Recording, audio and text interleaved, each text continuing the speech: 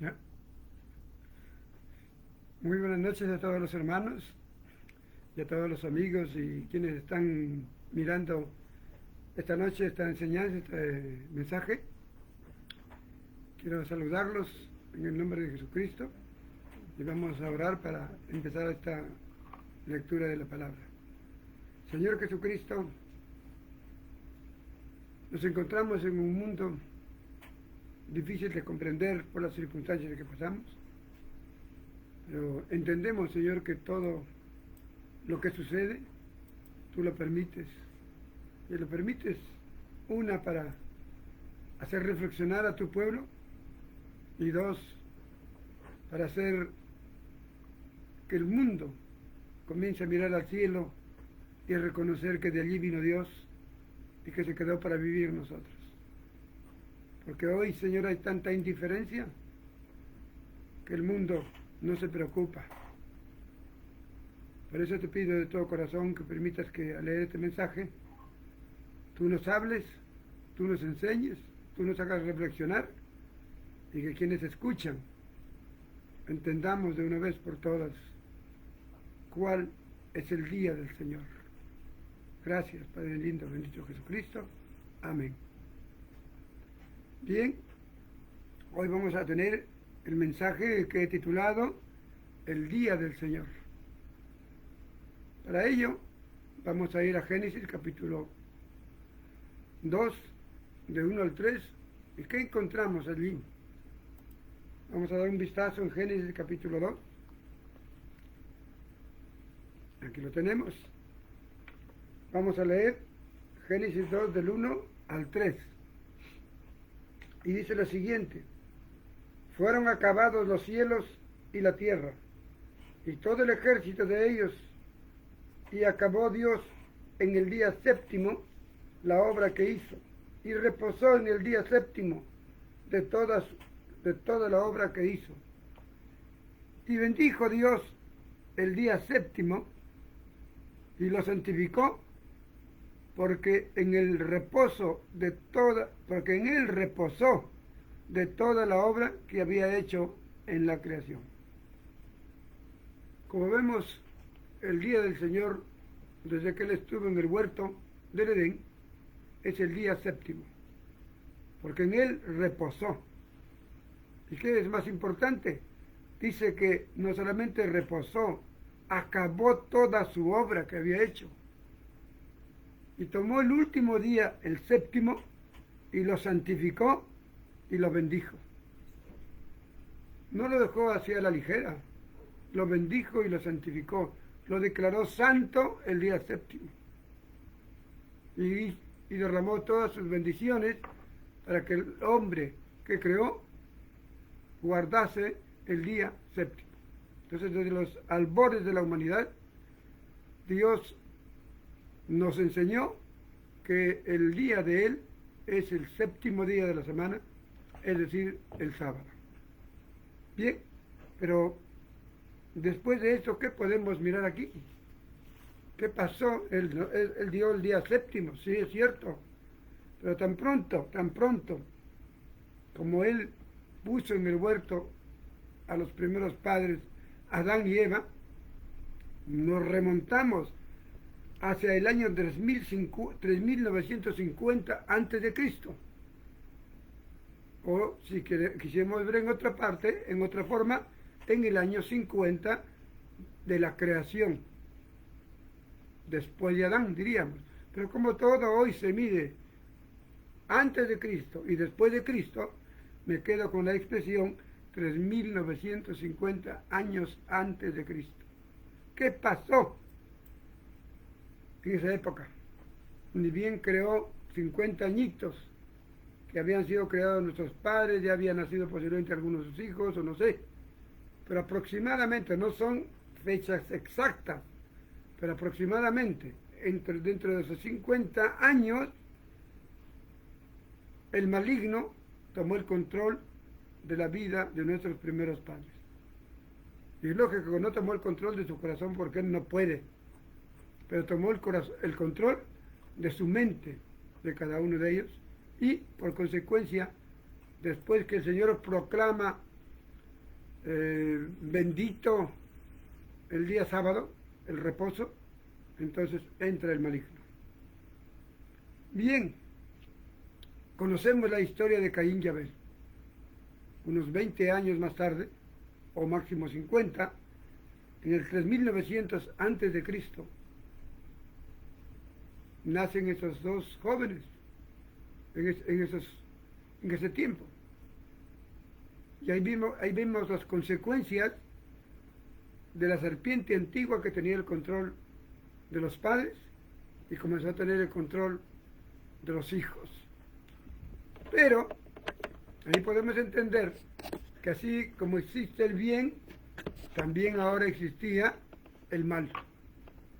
Y Caín nos representa el mal y Abel, el hermano menor, representa el bien. Conocemos la historia que el maligno insinuó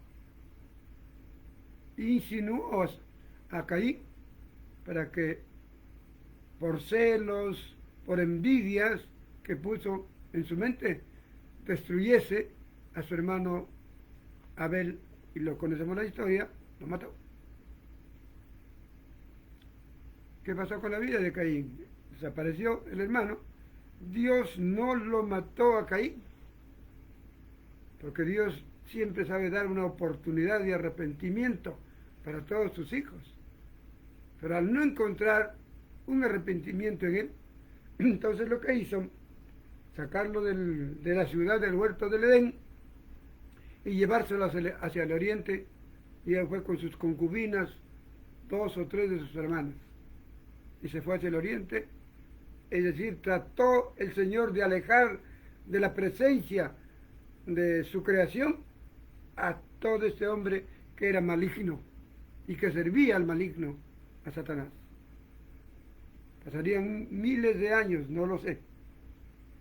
Pero tenemos en la historia, en la genealogía de los 10 primeros padres, a uno de ellos llamado Enoc.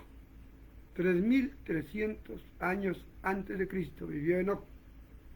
¿Qué pasó con este hombre Enoc?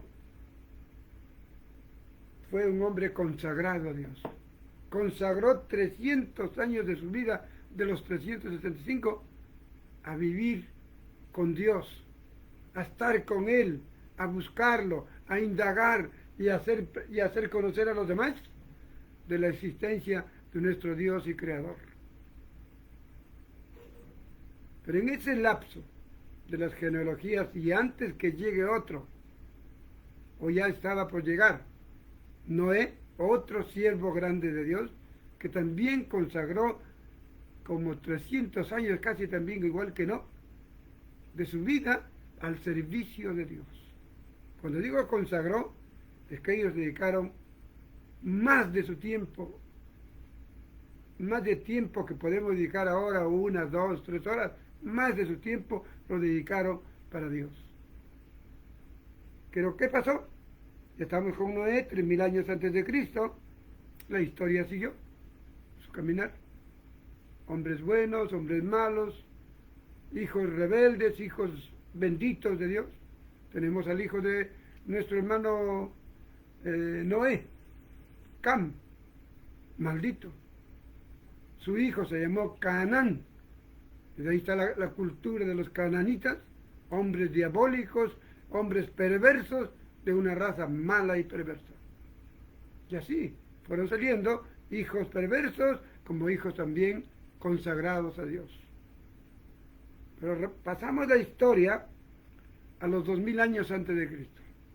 Un personaje que no era del pueblo de Dios, porque el pueblo de Dios estaba en Medio Oriente, y un personaje de Ur de los Caldeos, de lejos, un hombre pagano, pero dentro de su paganismo, hay momentos que él se tocaba el corazón, comenzaba a mirar al cielo. ¿Son dioses estos que mis padres me enseñan? Pues tenía sus dioses de la cultura de donde venía Ur de los Caldeos. Así que tanto meditar sobre si existía un Dios más poderoso que esos dioses que tenía, él escucha un llamado. ¡Abraham! ¡Abraham! Él responde, no había nadie, pero la voz era tan potente que él entendió que era el Dios que estaba buscando y escuchó. ¿Y qué le dijo? Quiero que me vayas a formar una nación, un pueblo. Vas a ir en el pueblo ese de los cananitas, de los cananeos. Ahí vas a formar tu pueblo. Yo te voy a ayudar, anda. Él salió. 2000 años, estamos 2000 años antes de Cristo.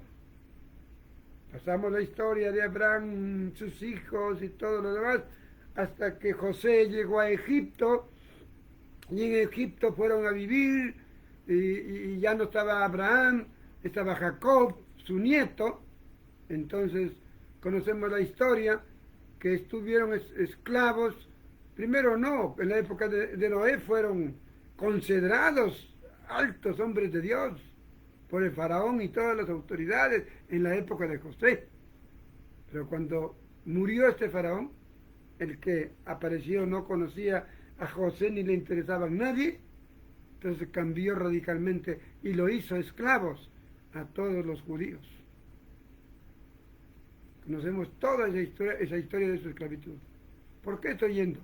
Porque vamos a llegar ahorita que en plena historia de la esclavitud del pueblo de Dios en Egipto, Dios levanta, así como levantó a Enoc, a Noé y a muchos hombres, a Abraham y a tantos hombres de Dios. Ahora levanta a un hombre, a Moisés. ¿Conocemos su historia? Moisés. Y cuando él está en el desierto, corrido, que lo querían matar, Dios le llama. Dios le llama a través de una zarza y le envía la misión de rescatar a su pueblo.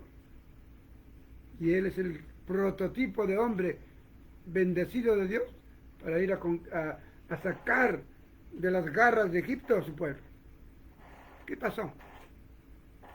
Salieron en el desierto, no pasarían ni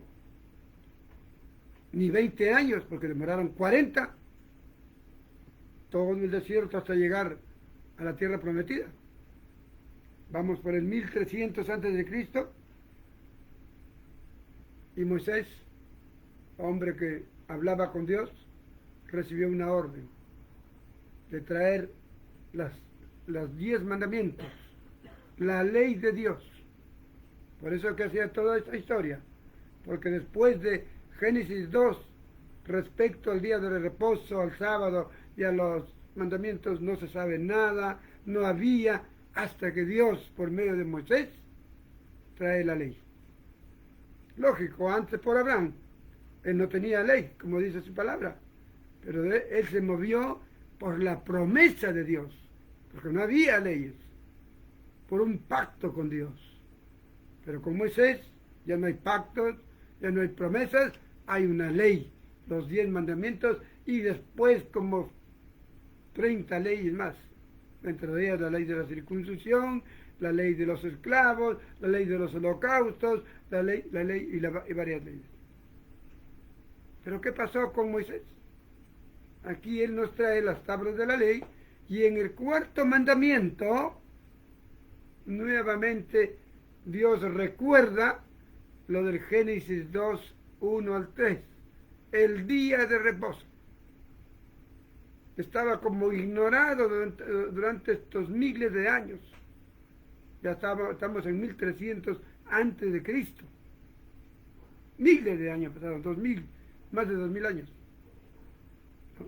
2700 más o menos. Un buen tiempo.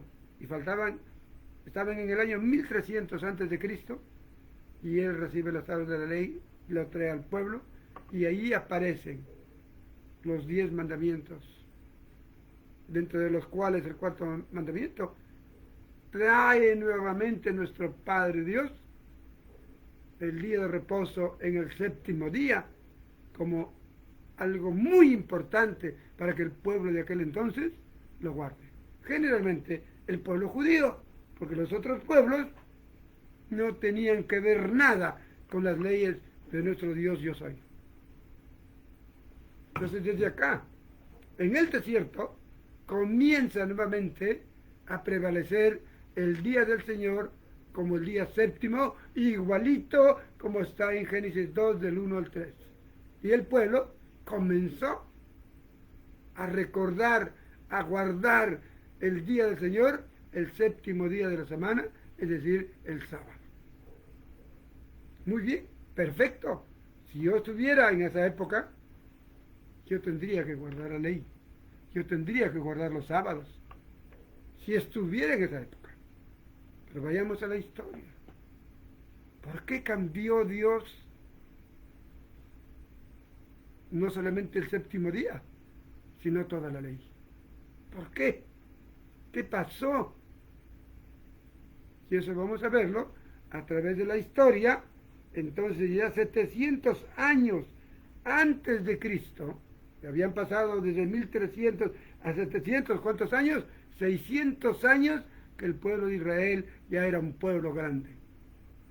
Había reyes, no príncipes, sumos sacerdotes, un pueblo organizado.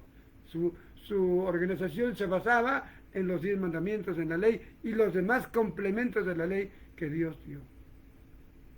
Pero allí nada más en el desierto, sería unos 5 o 10 años más,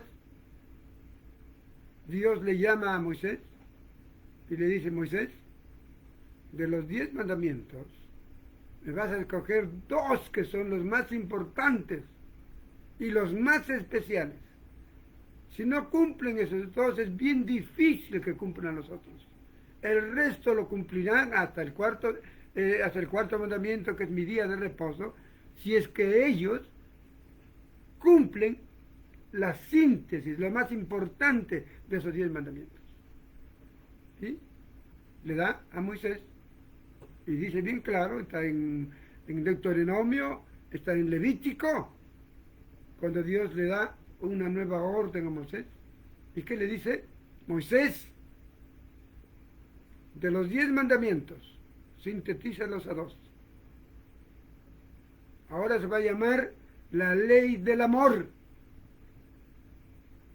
Cuidado que no enseñes esto, es la ley del amor.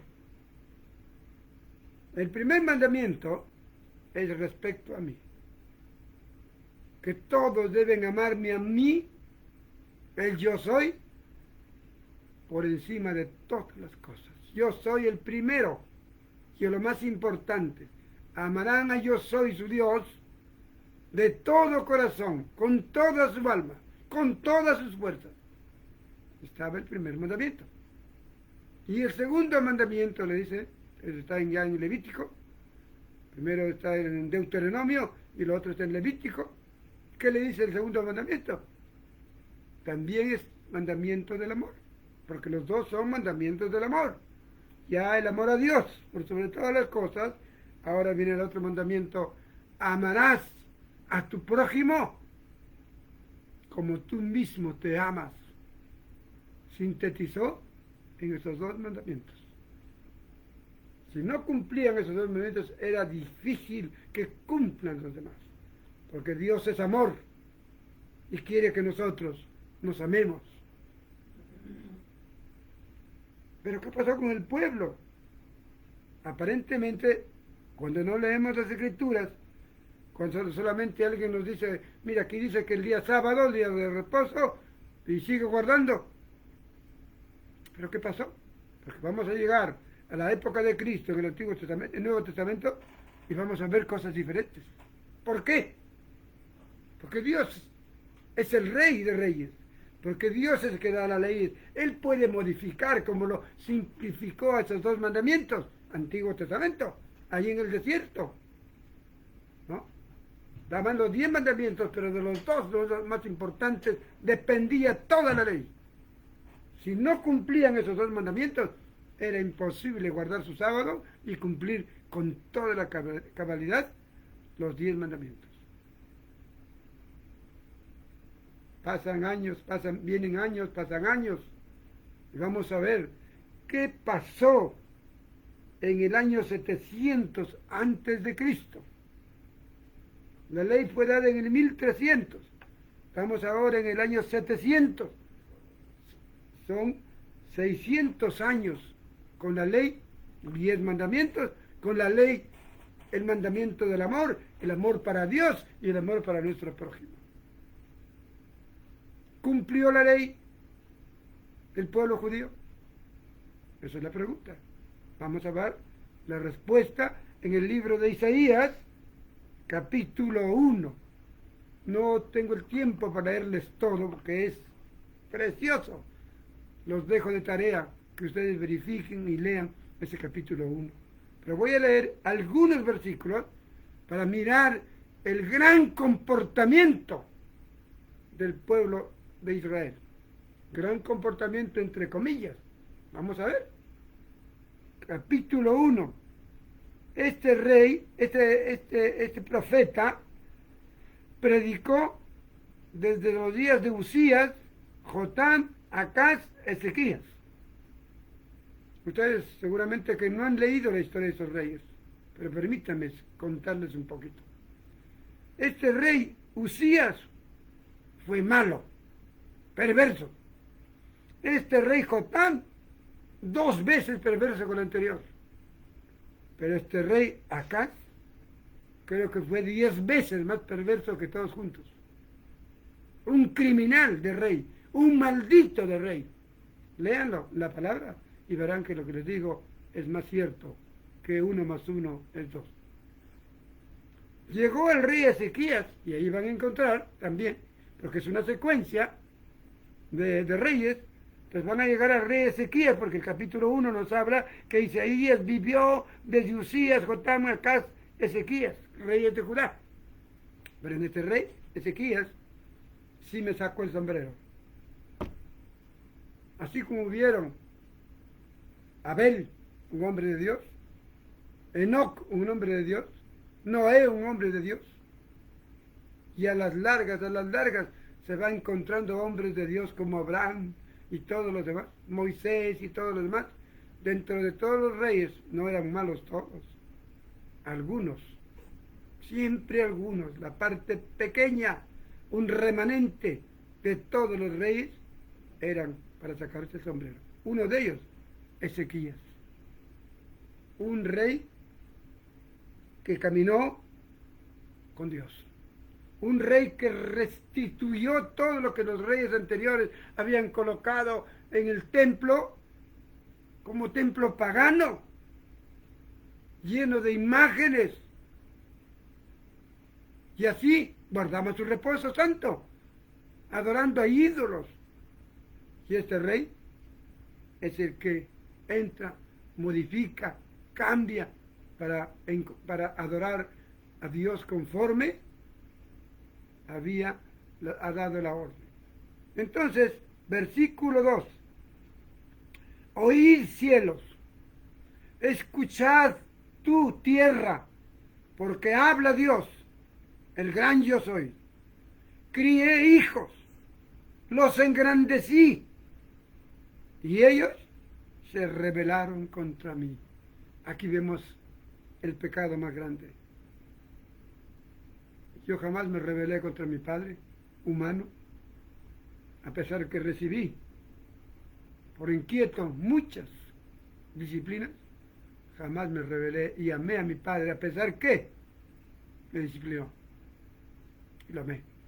Pero estas personas se rebelaron contra su padre, el gran yo soy.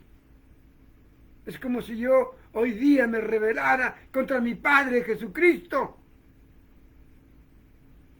Nunca eso suceda, Señor. Pero este pueblo se rebelaron contra Dios, el gran yo soy.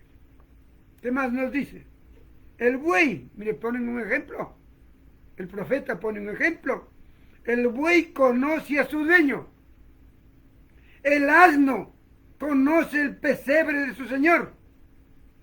Pero Israel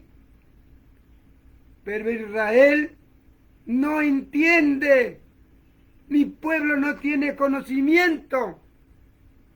oh gente pecadora, pueblo cargado de maldad, generación de malignos, hijos depravados, dejaron a Dios y provocaron a ira al Santo de Israel y se volvieron atrás. No necesito explicar más. La palabra misma explica la calidad de gente que vivía en esa época de Isaías, 700 años antes de Cristo. Estaba cerquita la venida de Cristo, 700 años. Miren la calidad de gente del pueblo de Israel. ¿Qué harían ustedes como humanos, papás, mamás? Que sus hijos hagan esto contra ustedes. Lo desheredan, ¿no? Si tienen algo que dejar. Los botan a la calle o los consienten. Quiero ir al versículo 13 del mismo capítulo de Isaías, capítulo 1. Dice así Dios a través de su palabra: no me traigáis más vana ofrenda, el incienso me es abominación, luna nueva y día de reposo. El convocar asambleas no lo puedo sufrir, son iniquidad vuestras fiestas solemnes. Luna nueva, vuestras fiestas solemnes me son gravosas, aborrecidas lo tiene mi alma, cansado estoy de soportarles. Cuando extendáis vuestras manos, yo esconderé de vosotros mis ojos. Asimismo, cuando multipliquéis la oración, yo no oiré. Llenas están de sangre sus manos. Por tanto, lávense, límpiense su iniquidad y aprendan a hacer el bien, busquen el juicio y venid y luego y estemos a cuenta. Qué grande es nuestro Dios. Ante tanta iniquidad, ante tanta mente diabólica, Él siempre pensando que se arrepientan. Porque era tiempo de arrepentimiento y hoy es tiempo de arrepentimiento para ti que me escuchas. Seas cristiano mediocre o de media monta, como dicen. Consagra tu vida a Dios como estos hombres. Porque si no, el enemigo te hace patadita. Mira lo que le hizo a estos hombres. Estamos hablando del día de reposo del Señor. ¿Qué dice aquí el versículo 13? No me traigan más vana ofrenda, el incienso me es abominación, luna nueva y día de reposo. ¿Se dan cuenta? Que el día de reposo era abominación, era iniquidad. Estaba recordando en Apocalipsis, cuando nuestro Dios nos habla y dice: aquellos que se me rebelen, ¿no?, los vomitaré de mi boca. Y la abominación es eso. Es cuando tú ves algo que huele mal, algo que apesta, que no es nada ni de olor, te salen náuseas. Quieres vomitar. Eso es abominación. Iniquidad es que eran amigos del inicuo. Su Dios era el inicuo. ¿Quién es el inicuo? Satanás. Se le conoce como el inicuo. Miren lo que hicieron del sábado. Aquí llegó su punto semiculminante de toda la ley y de el día de reposo. Yo como padre quizás actuaría como Dios en su primera parte, pero no en su segunda parte, porque Él dice: venid luego, arrepiéntanse, lávense, limpien, arrepiéntanse, venid luego y estemos a cuentas. Yo les perdonaré y sus pecados serán perdonados, como la grana vendrán a ser, como la nieve, y serán emblanquecidos. Y miren, el versículo 9 dice: si Jehová de los ejércitos no nos hubiera dejado un resto pequeño, como Sodoma fuéramos, semejante a Gomorra. de toda esa humanidad pecadora, de toda esa humanidad diabólica, Dios siempre tiene un resto pequeño. Apunten y busquen. Zacarías, Ezequiel, capítulo 13, versículo 8 al 9. ¿Saben qué dice? Apunten, Ezequiel 13 del 8 al 9. Busquen y léanlo, yo les voy a explicar un poquito ahorita. ¿Qué dice ese pasaje de otro gran profeta? Dice que en el mundo, las 2/3 partes del mundo son malditos, son malos, perversos. Pero la 1/3 parte son mi pueblo, benditos. Pero esa 1/3 parte, a pesar que Dios dice que son benditos, dice, yo los probaré con fuego.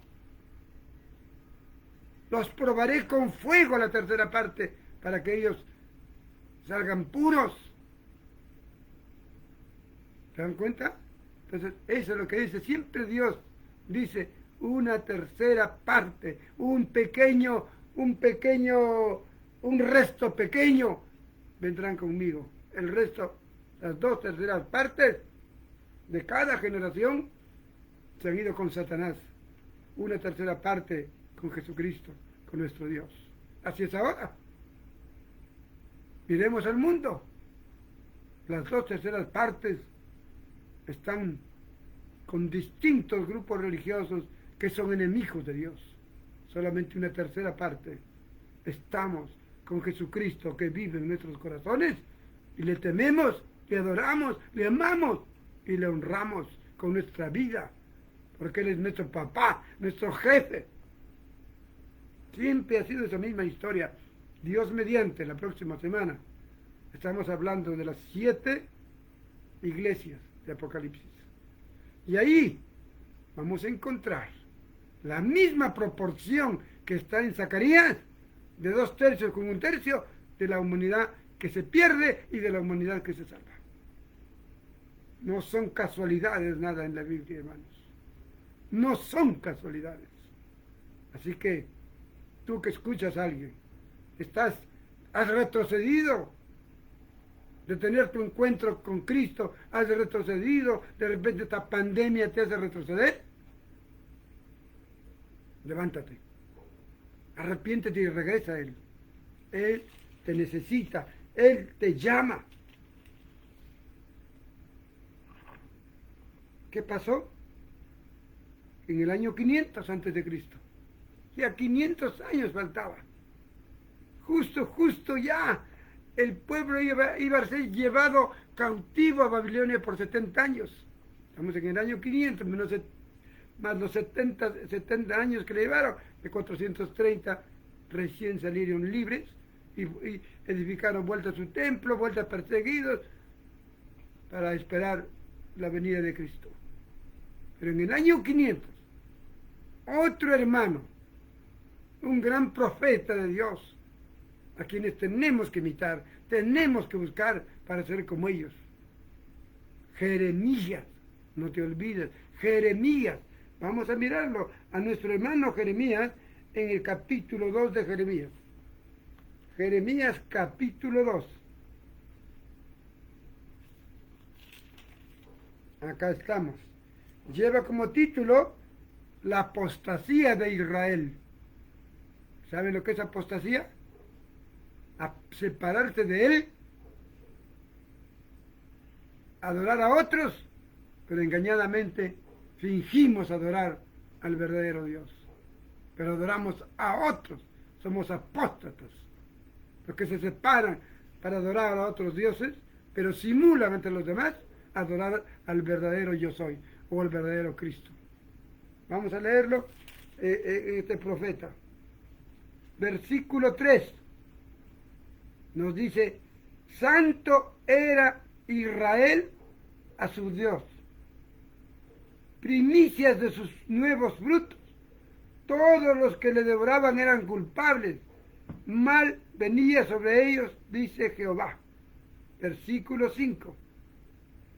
Así dijo Dios: ¿Qué maldad hallaron en mí vuestros padres, que se alejaron de mí y se fueron tras la vanidad y se hicieron malos? Dios haciendo una pregunta, una interrogante. ¿Qué maldad hallaron en mí, el gran yo soy? ¿Alguna maldad han hallado en su Dios? ¿Por qué se rebelaron, se alejaron, se hicieron vanos sus padres? Vamos a ir un poquito más abajo al versículo 8. Los sacerdotes no dijeron, ¿dónde está Dios? Y los que tenían la ley no me conocieron. Y los pastores se rebelaron contra mí. Y los profetas profetizaron en el nombre de Baal. Y anduvieron tras lo que no aprovecha. Versículo 11. ¿Acaso alguna nación ha cambiado sus dioses, aunque esos no son dioses? Sin embargo, mi pueblo ha trocado su gloria por lo que no aprovecha. Versículo 13. Porque dos males ha hecho mi pueblo. Me dejaron a mí fuente de agua viva y cavaron para sí cisternas rotas que no detienen el agua. Versículo 19. Tu maldad te castigará y tus rebeldías te condenarán. Sabe pues y ve cuán malo y amargo es el haber dejado tú a tu Dios y faltar ni temer en ti, dice Dios, el Señor de los ejércitos, porque desde muy tiempo atrás rompiste tu yugo y tus ataduras y dijiste, no serviré. Con todo esto y sobre todo collado alto y debajo de un árbol frondoso te echabas como ramera.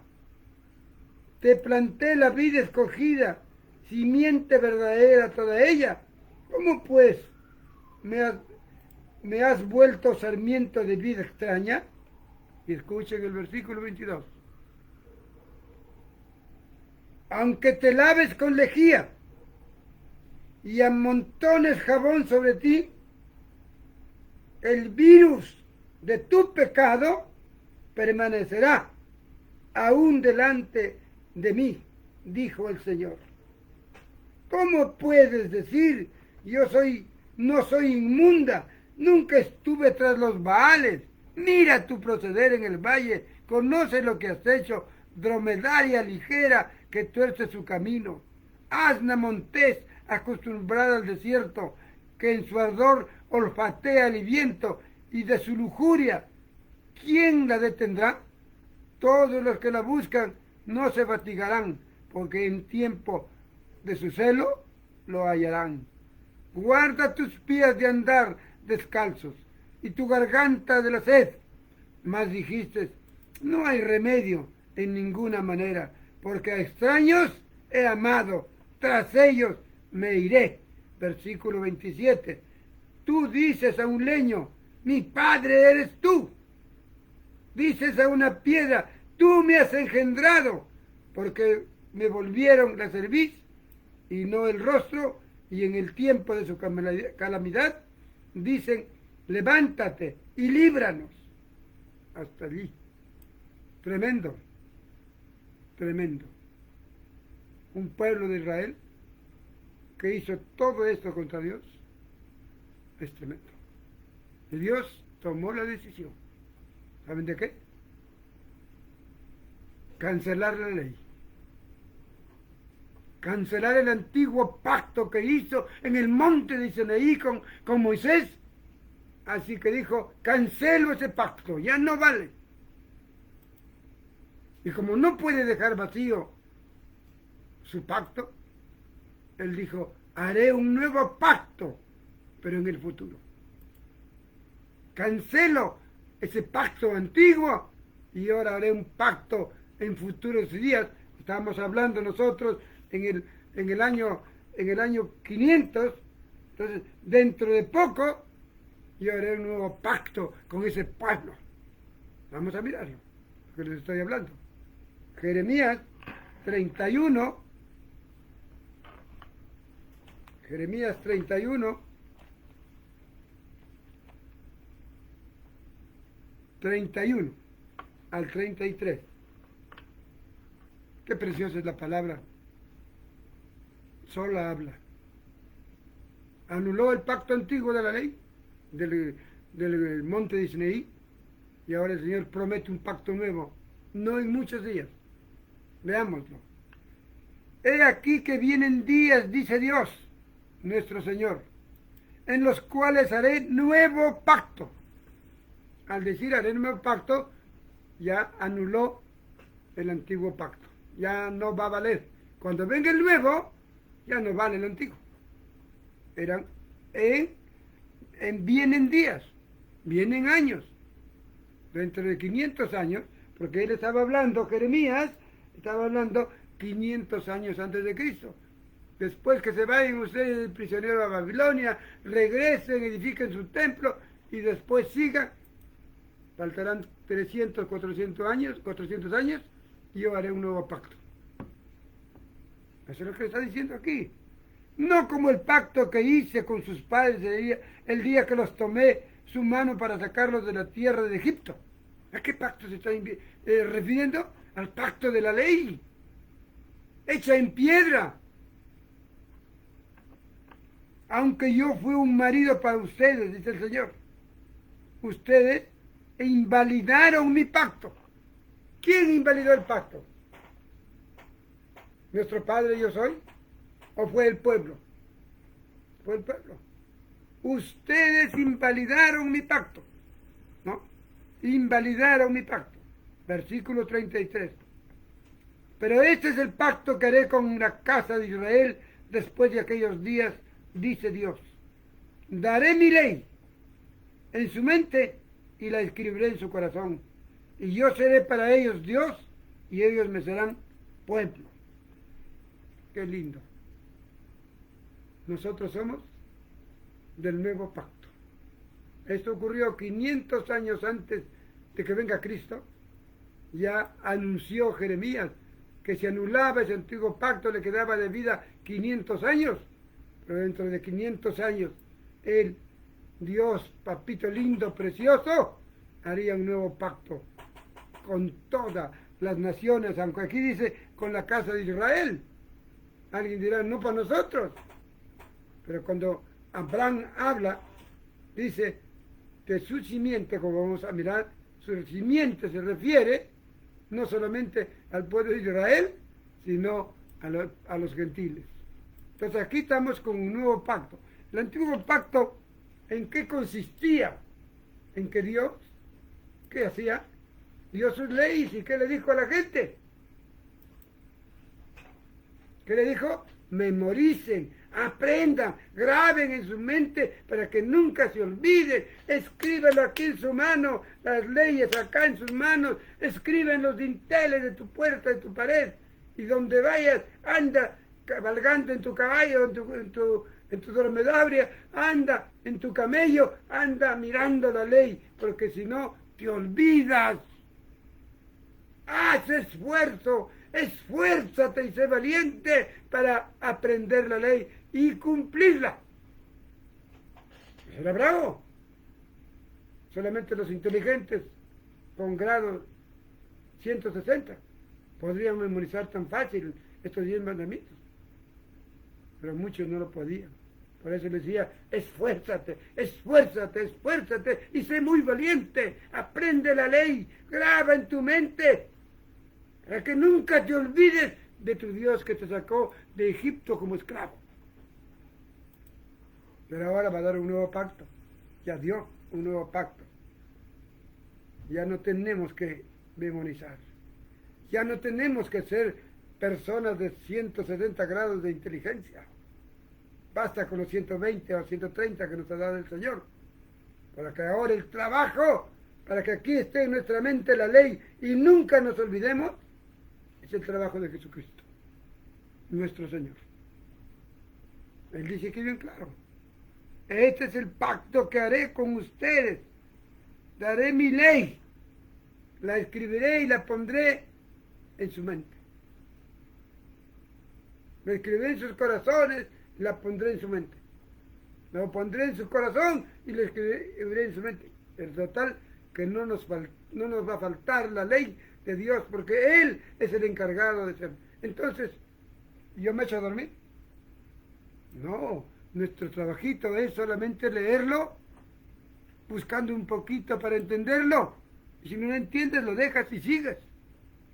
Leer toda la Biblia en un año es el reto para un verdadero cristiano. Si tú no tienes ese reto, verdaderamente todavía no eres un verdadero cristiano. ¿Qué vas a saber? ¿Sabías este Nuevo Testamento, este Nuevo Pacto? Por eso te engañan. Ven, guarda el sábado, porque si no, Dios te va a matar. Porque así decía, el que no guarde el sábado, muera irremisiblemente. Yo no guardo sábado. Ya, chao sábado. Chao con toda su ley. Porque viene un nuevo pacto. Pero vamos a ver ahora, ya terminó todo este periodo del Antiguo Testamento. Vamos a ver qué pasó después de Cristo, en el año 30. Ya estaba Cristo aquí, ya tenía 30 años. ¿Qué pasó en esos 30 años? Vamos a ir a mirar en el Evangelio de Mateo. Vamos a mirar de pasadita nada más. Vamos a mirar qué ocurrió en estos 30 a 33 años después de Cristo. ¿Qué pasó con Jesús y sus apóstoles? Vamos a mirar qué enseñaron, qué trajeron de nuevo, porque dice Cristo vino con buenas nuevas, ¿no? Con buenas noticias. Y la primera gran noticia, el que él vino a cumplir su ley y a instaurar el nuevo pacto. En donde ya no te esfuerces, que ya tengas un reto para aprender las Sagradas Escrituras. Es trabajo de Jesucristo que Él lo va a poner en tu mente y en tu corazón.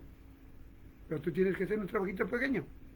Leerla, con sencillez.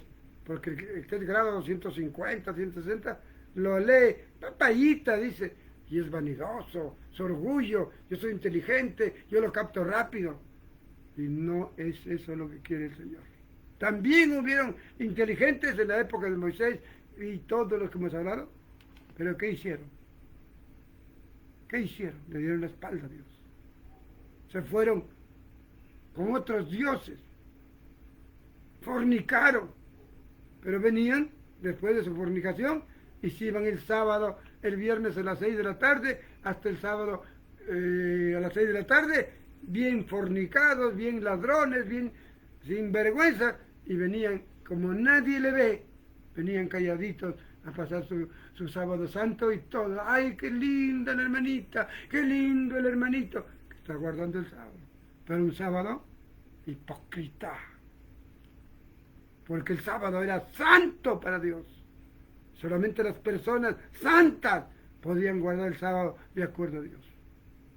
Pero fueron una gama de rebeldes que Dios fue dejando en cada época un resto pequeño, un resto pequeño, un resto pequeño. Ahora estamos en la época de Cristo. Vamos a leer en Mateo, capítulo 5, 17 y 18, nomás 2 versículos. Dijo el Señor, porque de cierto os digo, 17, no penséis que he venido para abrogar la ley o los profetas. No he venido para abrogar, sino para cumplirlas. Porque de cierto os digo que hasta que pase el cielo y la tierra, ni una tilde, ni una jota pasará de la ley, hasta que todo se haya cumplido. Recuerden la palabra hasta que todo se haya cumplido. Vamos a mirar en el Evangelio, en el libro de Gálatas, otros libros, que nos dan también la palabrita hasta. Sí, todo el pueblo judío en la época de Cristo hasta que murió, estaban comprometidos. Cristo mismo, Jesús mismo, se comprometió como hombre y Él cumplió la ley sin ninguna jota, sin olvidarse una tilde ni jota. Él cumplió la ley. Hasta, dice, que se haya cumplido todo. ¿Cuándo se cumple todo? Con la resurrección de Jesucristo. Hasta allí tuvo valor la ley. No necesitamos ser tan intelectuales. Basta con mirar con sencillez la palabra. Hasta que todo se haya cumplido. Vino mi maestro, nació de un prodigio de Dios. Sufrió, padeció, fue a morir sin tener culpa. Pero su sangre lo virtió para ti, para mí y para todos los que quieran. Porque hay sangre de Cristo para todo el mundo. ¿Para qué sirve la sangre? Para limpiar nuestros pecados. Por eso dice, hasta que todo se haya cumplido, hasta que muera Cristo. Y no se cumplía, porque Satanás cuando murió Cristo hizo fiesta en el infierno. Hasta ya lo derroté, ya murió. A mí solamente me ha hecho una heridita en la cabeza. Porque así dice la promesa, ¿no? Que Jesús le haría una herida en la cabeza, pero herida mortal. Mientras que el diablo le clavaba clavos en el calcañar. Se cumplió. Es por eso que está bien, hasta que todo se haya cumplido. Él cumplió como buen israelita, Él, Jesús, cumplió la ley. Ni una tilde ni una jota. ¿Qué más vemos? Bueno, aquí vamos a mirar también Mateo 12, por favor, Mateo 12, del 1 al 8. Acá hay una historia linda. Vamos a ver qué pasó. En aquel tiempo iba Jesús por los sembrados en un día de reposo, o sea, un día sábado. Y sus discípulos tuvieron hambre y comenzaron a arrancar espigas y a comer. Viéndolo los fariseos, le dijeron, he aquí tus discípulos hacen lo que no es lícito hacer en el día de reposo. Versículo 3. Jesús les dijo, ¿no habéis leído lo que hizo David cuando él y los que con él estaban tuvieron hambre? ¿Cómo entró David en la casa de Dios y comió los panes de la proposición que no le era lícito comer ni a él ni a la gente que con él estaba, sino solamente a los sacerdotes? ¿O no habéis leído en la ley cómo en el día de reposo los sacerdotes en el templo profanan el día de reposo y no son culpables? Pues os digo que uno mayor que el templo está aquí. Qué hermoso. Más que guardar el sábado, más que el templo, uno mayor estaba. Dios había venido en forma de hombre y tomó el nombre de Jesús. Uno mayor que sacerdotes, uno mayor que la ley, uno mayor que el mismo templo, uno mayor que el sábado, estaba allí. Y vamos a ver más abajo qué dice. Pues os digo que uno mayor que el templo está aquí. Y si supieres qué significa misericordia quiero y no sacrificios, no condenaríais a los inocentes. Y termina con esta frase nuestro Señor. Porque el Hijo del Hombre es el dueño del día sábado. Porque el Hijo del Hombre es dueño del día sábado. Y ustedes saben que un dueño de un objeto, de algo, o lo rompe, lo anula o lo regala. O si no, no. Es dueño. Jesús fue el dueño del día sábado. Vamos a mirar en Juan capítulo 5. Juancito. Juan capítulo 5.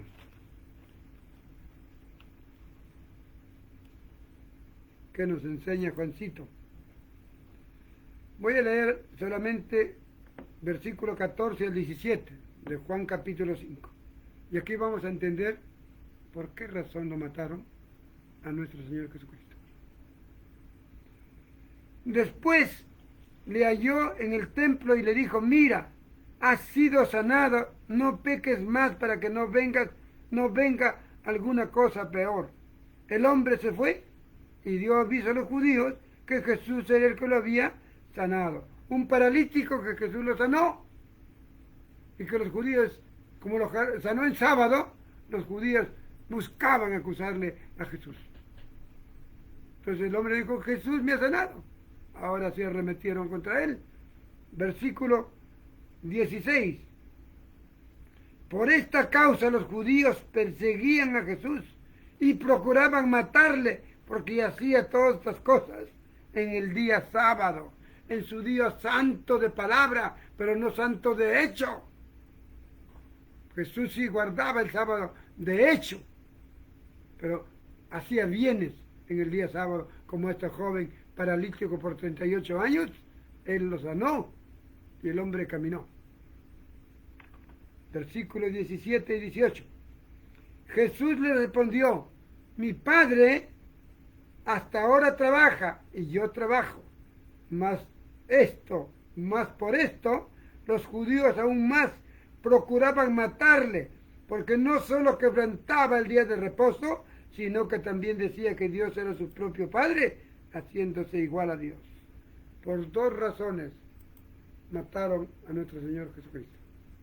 Por dos razones. Una, ¿no? Dicen que Él quebrantó el día de reposo. Dos, que dijo que Dios era su Padre, haciéndose igual a Dios. Por esas dos razones lo mataron al dueño del sábado. Hemos leído lo que dijo, yo soy el dueño del sábado. Al dueño del sábado lo mataron, porque era Dios, sino que no entendieron los judíos el día de la visitación. Así preparémonos nosotros, no sea que ya sea el día de su segunda visitación y no estemos preparados, estemos atontados, tanto pero pensando en este coronavirus, que el diablo ha puesto para entretener al mundo, para que el mundo tenga miedo, que un poderoso va a venir para que le quite el coronavirus. Fue nuestro hermano Pablo, 50 años después, que él, en conversaciones espirituales con Dios, cuando él se convirtió, él hablaba con Jesucristo. Jesucristo le hablaba en el monte de los montes de Arabia, de esos cerros. Se iba casi como Juan el Bautista del ermitaño que se iba. Pablo también, cuando se convirtió y entregó su vida completa a nuestro Señor, él fue, y dice la palabra en Gálatas 2, 1 y 2, que Cristo les revelaba cosas que habían faltado complementar él con sus apóstoles, y comienza a enseñarle a él, referente a lo que hemos estudiado en Jeremías, el nuevo pacto. Comienza a enseñarle a él que como dueño del sábado ya lo anuló porque lo han pisoteado. Todos los israelitas se han burlado del sábado, aunque venían con la carita de yo no fui, y sí congregaban su sábado, lo guardaban, pero de pantalla. Y Cristo como dueño anuló el día de reposo o sábado. Y Hechos 27, apúntenlo. Ahí Pablo recibió revelación de Dios y le dijo a Pablo, ahora mi día es el primer día de la semana, ya no el último, ahora es el primer día de la semana, y guarden ese día, el primer día de la semana. Lean Hechos 27, ahí está la palabra. Entonces Cristo ya no quiso ese último lugar, sino ahora el primer lugar, el primer día de la semana, y que nosotros vayamos a adorarle para recordar su muerte, con dos símbolos, el pan y el vino, en una copa. Pues ahora cuando nosotros en el primer día de la semana recordamos que Él dio su vida por nosotros, ¿qué otro pudo dar su vida por nosotros? Para sacarnos de la ley maldita, que la ley mata, nos hace malditos, para darnos por fe su gracia bendita y tengamos la gracia delante de Él.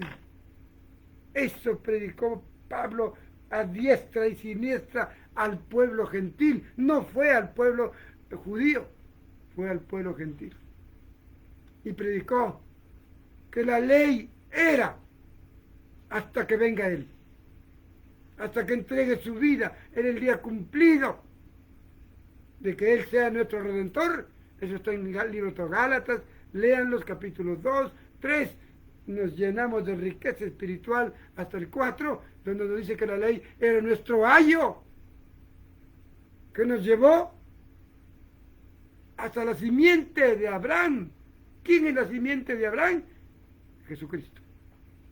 Fue nuestro ayo, nuestro guía, que nos ha guiado a través de a nosotros no, a través de los años nos ha guiado a todos los israelitas para que puedan tener un encuentro y reconocer a Cristo que vino. Pero lamentablemente, como ellos no guardaban la ley de corazón, sino de apariencias, Dios permitió que se nublara su entendimiento y sus ojos y no comprendan lo que hicieron con Jesús ellos. Quiero terminar con una reflexión. Hoy, el día del Señor es el domingo, el primer día. El primer está en las Escrituras, Hechos 27, Primera de Corintios 11, 23 al 26. Ahí está escrito, revísenlo, repásenlo. Yo necesitaría media hora más conversar con ustedes esta noche, pero no quiero cansarlos. Hoy nosotros, el día del Señor es el primer día de la semana, el domingo. No desprecies su día. No te pide que te enclaustres desde el sábado a las 6 de la tarde hasta el domingo a las 6 de la tarde. Te pide que 2 o 3 horas, cuando celebramos el culto de la cena del Señor y de la palabra, que tú no seas necio o necia. Congrega donde estás yendo, pero que se celebre la cena del Señor. Si no celebráis la cena del Señor, yo no sé qué pasará. Cuando otra predica tengamos del anticristo, ya veremos quiénes son los anticristos. Pero aquel que no cumple con la ley de Cristo es un anticristo. Les voy dando ya una idea. No seáis anticristo. Cuando se restaure de aquí a 6 meses o un año, no sé. Cuando se restaure nuestro planeta de este plan diabólico, volveremos a congregarnos. Mientras tanto, trataremos a través de estos mensajes. Voy a tratar qué hacemos los domingos. De repente cada vosotros de vuestra casa preparan su juguito de uva y su pancito, y yo desde acá celebramos los domingos la cena del Señor y enseguida tenemos el mensaje del domingo. Eso está poniendo en mi corazón el Señor. No sé si este domingo o el otro. Ya lo hagamos. Que el Señor les bendiga. La ley fue crucificada en la cruz con Cristo. La ley y su sábado. Resucitó Cristo el día domingo para honrarle el domingo, porque es el día que Él triunfó al mundo, recobrando vida después de estar 2 días o 3 días bajo las tinieblas. Ese es el día que ahora guardamos a nuestro Señor. Pablo lo escribe en muchos pasajes bíblicos, que necesitaríamos ampliar otro mensaje para hablar. Pero ya a ustedes les dejo, hermanos amados, y a los amigos, que investiguen en el libro de Gálatas, en el libro de Romanos, en el libro de Efesios. Ahí está bien claro. Ya no la ley. Terminó. Fue clavada en la cruz. Y ahí viene Cristo con sus brazos abiertos, con lo que llamamos la gracia de Dios, por medio de la fe en el que dio su vida por ti y por mí. Hoy tenemos la ley acá, no escrita en piedra, como lo tuvo que escribir Moisés, sino escrita por la mano de Dios acá en nuestros corazones. No con tinta, no con cualquier otra cosa. En nuestros corazones está escrita la ley de Cristo. Con su sangre, Él ha escrito en cada uno de nosotros, en nuestros corazones, la ley del amor. Ámenme, ámenme, como yo os amo. Y amen a sus semejantes, ya no como el Antiguo Testamento. Ámenme, como yo, Jesucristo, los amo a ustedes. Una ley del amor tan profunda. A-M-O-R, 4 letras. La ley del amor. Primero Jesucristo, después nuestro prójimo, que debemos amarlo como Cristo nos amó. Dio su vida por nosotros. Demos la vida por nuestros hermanos, por nuestros semejantes. Eso es el reto. Gracias, Señor Jesucristo. Gracias, Señor, porque con el nuevo pacto, que tú eres el dueño y viniste el día sábado, tú lo cancelaste como dueño, cerraste la farmacia sabática o cerraste el restaurante sabático para abrir un restaurante o una farmacia dominical, donde te honremos a ti, recordando tu muerte que diste en la cruz. Para cada uno del que cree, es para todos los que creen. Bendito seas, Señor. Bendice a tu pueblo que está escuchando este mensaje. Bendice a algunos amigos del Perú y el extranjero que están escuchando. Bendícele, Señor, que esta palabra corra, porque es palabra de Dios, es palabra verdadera. En el nombre de Jesucristo. Amén.